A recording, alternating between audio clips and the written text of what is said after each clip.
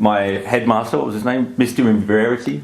Yeah, cricket guy. Cricket captain or something for Australia, I believe. He called me into the principal's office and they're going, if you want to go to university, you've got to repeat year 11.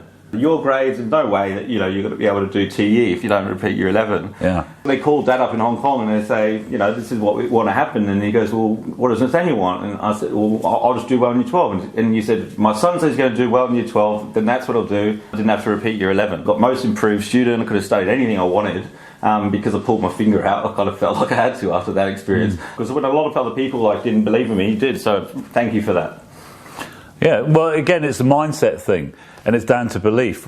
Once you've got someone to help you, reassure you. That's why mentors are very good for people. The world's best footballers, the best golfers, they've all got mentors or coaches, whichever you like to call it.